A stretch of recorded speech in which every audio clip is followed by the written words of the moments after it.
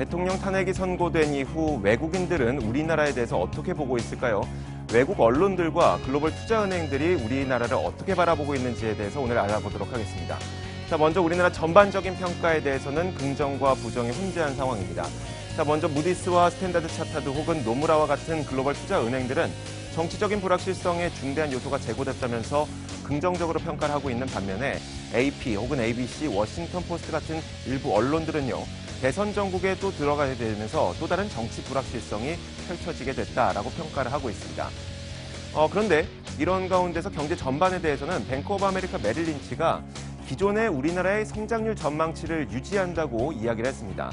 2017년 2.9%, 2018년 3%를 유지한다고 했는데 왜 이런 평가를 내리게 됐을까요? 몇 가지 근거는 다른 글로벌 투자 은행으로부터 찾을 수가 있습니다. 자, 먼저 골드만삭스는 이제 차기 정부가 들어서게 되면서 경기 부양을 위해 재정 지출을 확대할 것이다. 그러기 위해서는 또는 추경 예산 편성이 가능하고 이 추경 예산을 아주 빠른 시일 내에 집행하려고 할 것이다. 국정농단 때문에 위축됐었던 혹은 여러 가지 불협화음 때문에 위축됐었던 소비 심리를 개선시키기 위한 추경 예산 편성 그리고 정책의 어떤 실행 이런 것들이 우리나라에 긍정적으로 작용할 수 있다고 평가를 하고 있는 겁니다. 자, 다음으로 그렇다면 금융시장에 대해서 외국인 투자자들은 또 어떻게 바라보게 될까요? 골드만삭스에서는 외국인들 입장에서 우리나라의 정치 시스템이 업그레이드 됨으로써 한국 증시에 대한 신뢰도가 유지됐다고 평가를 했습니다. IMF를 지난 이후에 우리나라의 시스템이 한 단계 업그레이드 됐다는 평가를 받는 것처럼 이번 사태를 통해서도 시스템의 업그레이드가 나타날 것으로 외국인들은 보고 있는 것이죠. 밸런스와 CTA에서도 새로운 정부가 들어서게 된다면 분명히 정책을 펼치게 될 것이고 그 정책에 대한 기대감, 그뿐만이 아니라 지금 발생했던 이 문제가 기업 구조의 후진적인 것이 문제였다면 이것을 한 차례 개선시켜서 기업 지배구조 개선 등으로 인해서 주가에는 긍정적으로 작용하게 될 것이라고 전망을 하고 있습니다. 그렇다면 우리나라와 중국, 우리나라와 북한과 관련된 그 입장은 어떨까요?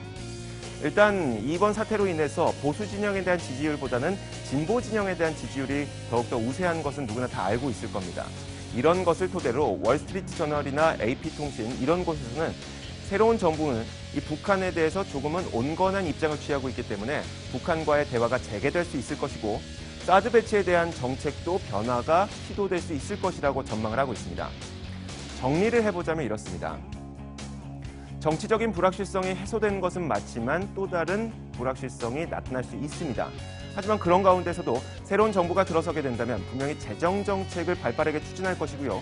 추경 예산을 편성하게 되면서 경기를 부양하려고 할 것입니다. 분명 긍정적인 요인이 더 크게 작용을 할 것이고 중국과 관련된 이슈 그리고 대북과 관련된 이슈도 경색이 완화되는 측면에서 우리나라에게는 긍정적으로 작용할 것으로 대부분의 외신들과 그리고 글로벌 투자은행들이 우리나라를 바라보고 있는 겁니다. 시장을 읽는 남자였습니다.